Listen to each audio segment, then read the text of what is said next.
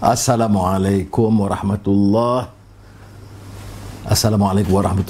wabarakatuh. Dan salam sejahtera.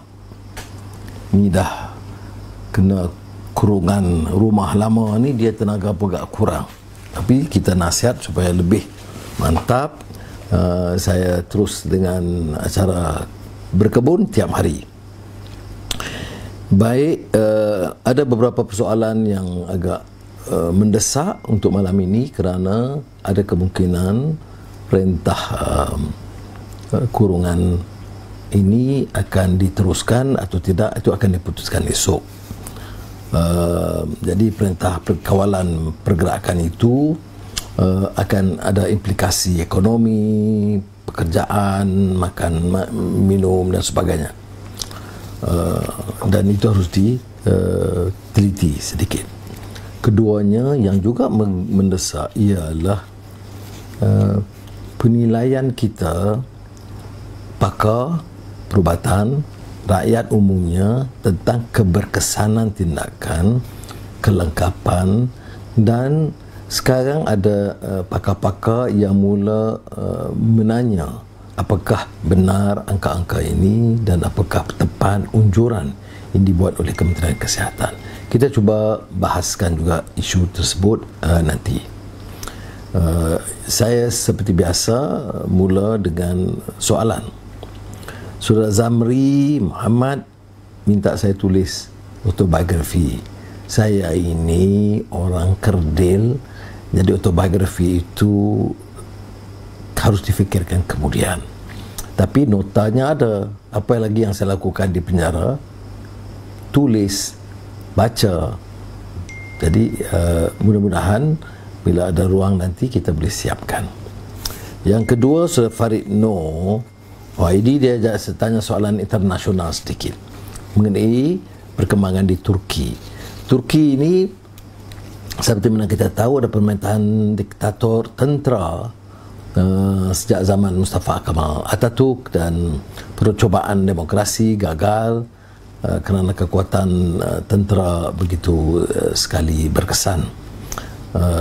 Sehinggalah muncul tokoh besar Islam, Najmuddin Erbakan, yang membentuk apa yang disebut Parti Rafah pada ketika itu.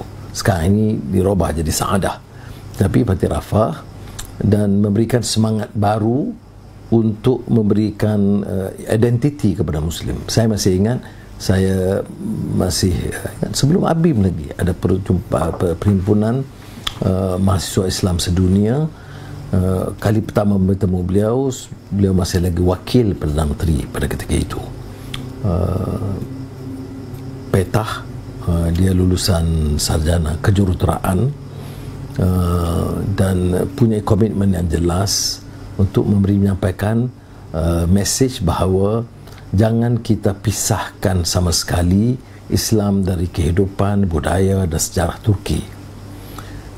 Dan orang-orang yang diambil itu termasuklah Abdullah Gül yang kemudian diangkat jadi Perdana Menteri dan Presiden, dan juga Recep Tayyip Erdogan yang kemudian menjadi Datuk Bandar Istanbul yang sangat popular kerana kerja-kerja kebajikan rakyat, ya, gerai-gerai, pusat penjajah, kebersihan, perumahan rakyat. Tetapi pada satu ketika berpecah kepada dua, kerana Erbakan merasakan wadah itu harus jelas Islamnya, jangan terlansor, dan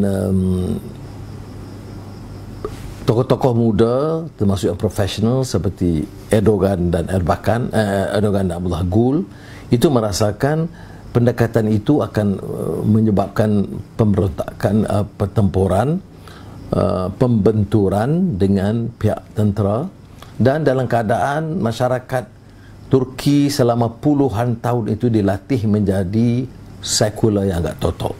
Jadi pendekatan mereka harus Islam yang lebih sederhana, yang lebih dapat serasi dengan perkembangan sejarah dan kenyataan di Turki. Itulah menyebabkan ada perpecahan di kalangan keduanya, dan saya sempat, kerana semasa saya ditahan dulu 98 dulu pun, Erbakan ada menulis surat mohon saya dibebaskan, kemudian diikuti oleh Abdullah Gul dan Erdogan. Selepas dibebaskan, saya jumpa kedua-duanya, dan memang saya nampak sosok agak tegas dan keras oleh Erbakan, walaupun dia seorang tokoh baik, guru kepada semua mereka dan juga kami. Tetapi kenyataan sekarang ialah kesungguhan dan juga perubahan dilakukan oleh AK Parti sekarang, ya, disebut AKP, itu disebut AK Parti, itu lebih berkesan. BC Bernie dan Muhammad Nazri itu bertanyakan soal MCO PKP. The question refers to the necessity to continue. If the government decides to continue, it will have ramifications on the work force, the livelihood of common people, and therefore and the confidence in the capacity of the government to handle the virus impact, including effective vaccine, adequate facilities, etc. Soalan yang sama juga yang dibangkitkan oleh Muhammad Nazri, apakah wajar diteruskan atau tidak. Itu pendapat, tidak harus jadi pendapat peribadi saya, kerana harus diambil kira soal keupayaan dan maklumat yang diperoleh oleh kerajaan, khususnya Kementerian Kesihatan. Baik, saya nak sambung sekarang dengan apa yang saya sebut semalam, kerana baru-baru ini Ustaz Hadi Awang, Presiden PAS, sahabat lama saya, itu memilih meneruskan permusuhan pribadi dengan membuat tuduhan dan melemparkan fitnah yang agak berat, ya. Soal dia memilih untuk bersama UMNO dan bersatu dalam kerajaan, itu soal dia. Kita mungkin setuju, kita tidak mungkin setuju, ada pandangan baru, ada fatwa baru, itu soal lain, ya. Tetapi tidak perlulah kita musuh sehingga memfitnah, ya. Apa buktinya? Beliau menyebut saya ini anggota, bahkan orang besar, orang kanan Freemason. Jadi saya pun aneh juga, ya. Ini kalau orang biasa cakap kempen-kempen yang tidak ada akhlak, yang tidak ada asas agama, itu lain. Jadi saya oleh demikian minta staf cari. Rupanya ada nama Anwar, dan mereka tahu kerana ini dikeluarkan dulu, ya. Lodge Officers 2010-2011, Civil Service Lodge number 143, Brother Anwar Ibrahim. Dah, ini peluang mereka untuk menyerang saya. Itu kerja kurang cerdik. Cuba tengok gambar Anwar ni. Dan dikatakan Anwar Ibrahim ni siapa dia? Shirley and Brother Phil Conker, Nawal and Brother Anwar Ibrahim. Itu tahun 2006. Dia kata 2006 Anwar di Amerika Syarikat. Memang sahih. Ya Allah, kalau nak politik pun, nak sokong UMNO ke, janganlah sampai macam tu. Tengok tu Anwar. Takkanlah saya tahun 2006 sehat, segar, bugar dan tengok tu. Jadi takkanlah nak boleh keliru, ya. Nyata kita nak buat tuduhan, semak fakta. Kalau dalam tazkirah pandai sekali. Kita nak ambil hadis, kena tahu siapa rawinya, sahih atau tidak, sanad dia bagaimana. Tapi bila nak fitnah orang, tak payah fakta, tak payah perawi. Yang perawinya orang fasik pun ada. Perawinya itu macam-macam yang, yalah, tak payah saya sambung. Tapi cukup memadai tekad itu, dan sama ada langkah apa yang kita nak ambil kemudian, itu kita fikir kemudian. Tetapi membuat tuduhan seorang itu anggota, tambah ini lebih daripada anggota. Ini Ladies Night bulan 2006 itu, memang ada orang nama Anwar Ibrahim. Tahulah kok 2006 dia fikir saya segar bugar begitu. Tetapi janganlah, bagi saya diteruskan. Saya akan jawab dan beritahu kepada pemimpin-pemimpin dunia Islam yang menerima surat daripada Ustaz Hadi Awang, dan juga saya akan sebarkan surat ini kepada khalayak untuk menunjukkan fitnah. Ini bukan satu saja, ada hal-hal lain juga dibangkitkan. Tapi untuk malam ini saya nak beri satu contoh bagaimana kita boleh dalam partai Islam, boleh patuh kepada pimpinan, boleh walak dalam perkara apa, tapi jangan jadi umpamanya pak turut sehingga tak boleh fikir, sehingga tak boleh nilai, sehingga sanggup memfitnah kerana musuh politik, sama ada cemburu kerana kawan-kawan lain menganggap oh Anwar boleh begini. Ini pun bahaya juga ya. Sebab itu kita dah bangkitkan isu ini berulang kali. Itu tentang Freemason yang dijadikan kontroversial. Saya lihat ada komen-komen anak-anak mahasiswa Jordan banyak. Oh, terima kasih Tuan Guru kerana kita sekarang tahu siapa Anwar. Oh, ya Allah, yang belajar ni pun. Jadi mudah-mudahan dapat diselamatkan. Baik.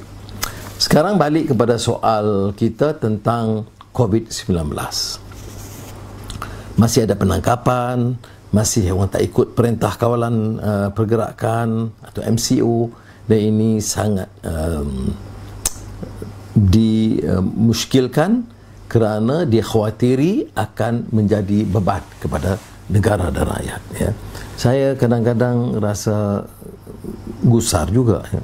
Bagaimana boleh masalah yang besar begini boleh dianggap ringan jumlah mati, jumlah yang terus mendapat penyakit di seluruh dunia ya. Sebab itu ia memberikan kita lebih banyak keinsafan ya, tentang kerusakan, kemusnahan, fasad fil ard yang berlaku ini di dunia, yang menyebabkan teruji oleh dari Allah SWT bagi semua umat, semua manusia, haiwan dan dunia keseluruhannya. Jadi saya nak mulakan dengan menyatakan penghargaan tentunya kepada semua yang menjalankan kerja dan tanggungjawab, barisan hadapan dan kesihatan, tentera dan polis, bomba dan malis perbandaran, pejabat daerah, dan langkah-langkah yang diambil ya oleh rakan-rakan untuk membantu. Ada kadang-kadang saya lihat ada orang dia buat kerja sedikit, leterannya banyak. Saya nak beritahu pengalaman saya di Port Dickson. Yang membantu itu ratusan. Tak masuk nama pun, tak berleter panjang pun ya. Pejabat daerah, malis perbandaran, anggota parti, anggota Angkatan Muda Keadilan, ranting-ranting, ahli Dewan Undangan Negeri, NGO, ABIM, Ikram, pihak gereja, pihak agama, semuanya itu kalau kita kumpul untuk satu daerah kawasan parlimen Port Dickson itu sudah puluhan. Dan walaupun kita dengar pengumuman daripada kementerian kita telah lakukan sebaiknya banyak, tetapi kalau pengalaman saya lihat hospital Port Dickson itu kekurangannya banyak. Nanti saya sisipkan umpamanya apa yang kita lakukan untuk Port Dickson. Kurang mask, kurang sarung tangan, kurang alat-alat pengesan, kurang katil. Ini satu hospital daerah, kebetulan saya anggota parlimen, kita cuba bantu dan selesaikan ya. Jadi jangan kita pandang ringan. Kita tengok ada peruntukan tambahan 1 bilion, tepuk tangan. Tetapi bila turun ke daerah itu, bagi doktor, jururawat, pekerja yang tukang cuci di hospital itu akan hadapi banyak masalah, dan kita harap perkara ini juga dapat diteliti segera supaya perubahan itu berlaku. Baik. Tetapi yang kita nak juga teliti ialah kesan ekonomi. Perintah kawalan pergerakan ini boleh dilakukan ya. Tetapi kita harus juga ingat bahawa apakah ianya berkesan, dan apakah langkah yang ada sekarang ini menjamin bahawa kita perolehi angka dan data yang cukup ya. Kalau saya boleh tambah ya, untuk menyatakan bahawa berita baik ada. Bila kita dapat kesan orang sakit yang nyata dapat dipulihkan, peratus yang pulih itu juga tinggi. Itu kita akui. Tetapi kita ini seperti mana yang sekarang dibangkitkan oleh beberapa orang doktor pakar, menguji alat tes itu cara terbatas, ya. Jadi kalau kita lihat umpamanya keupayaan kita itu betul-betul meningkat, ya. Ini dah 22 hari MCO atau PKP ini, ya. Dan tetapi ada juga kes-kes yang berbangkit, umpamanya yang disebut 69 yang tak terkesan dari punca. Kalau saya boleh baca kenyataan Ketua Pengarah, ya. The Ministry of Health reported yesterday there are 69 sporadic cases.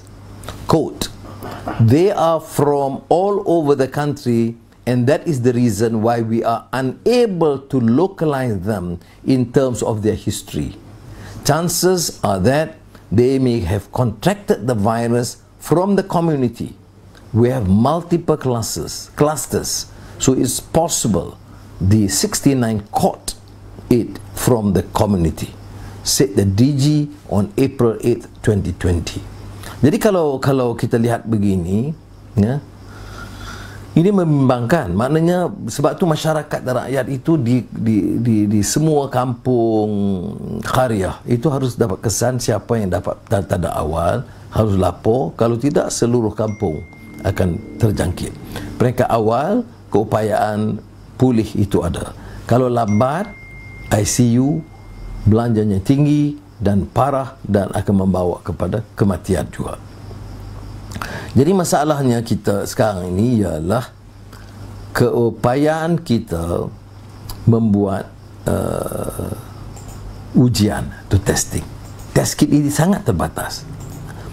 Kalau kita baca semalam a report from Boston Consulting Group compared 14 countries change in COVID virus growth rate since implementation of its social distancing measures. Only 3 countries saw an increase in growth. Yeah? 3 countries saw an increase in growth rate: Canada, United States, Malaysia. Yeah. Saya tidak mahu dianggap ini sangat kritis, tapi kadang-kadang orang kita ini bila dia sokong, dia tak mau fikir.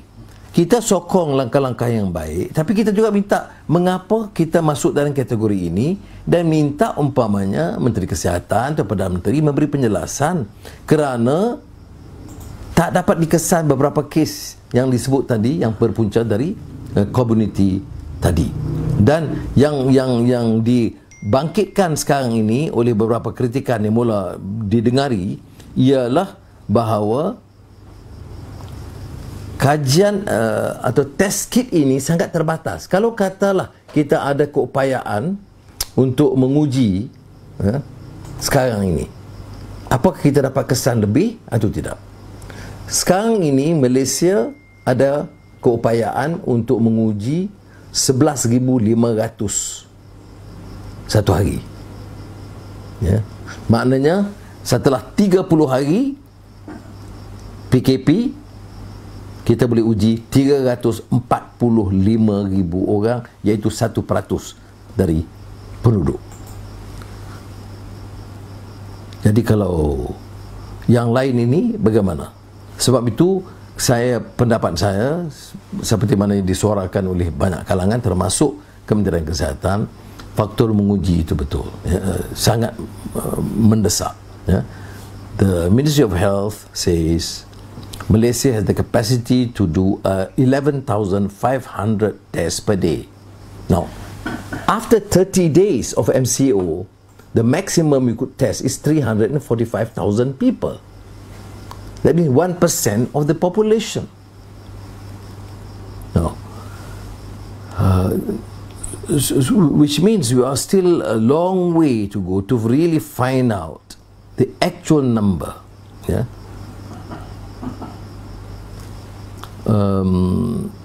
And this is why I am still insisting that the level of transparency must be made known, clear. the numbers affected, our capacity, what is the result, the negative implications or ramifications as a result of our failure to provide these test kits, assuming we can provide much better test kits in the future, in the near future, by next week. Do we anticipate a larger number of positive COVID-19 or a drastic decline? These are worrying. They are concerns, of course. Kalau sekarang ini, kalau penyelesaian jangka pendek ialah PKP, MCO. Tapi MCO juga ada kesan, ya. MCO ini kalau kita tengok di bawah, seperti mana saya sebut, di hospital Port Dickson, kemudahan dia tak sama. Apa yang diumumkan dengan apa yang diperolehi. Ya. Saya tahu memang tanggungjawab saya sebagai ahli parlimen cari jalan sebaik. Ini yang dilakukan di Port Dickson, ya. Kipas, skema peralatan kebersihan, ya, itu okey. Tapi juga set topik muka, makan tengah hari, tak apa, itu tanggungjawab kita, kebajikan kita. Kemudian water heater, mana alat manas, itu tidak cukup di hospital lagi. Topik muka lagi. Kemudian infrared thermometer tidak cukup, tidak ada, kita tolong belikan, ya. Sudah. Kemudian katil tak cukup. Yalah, itu kita beli yang murah, yang ikut saya mampu, selain daripada peruntukan.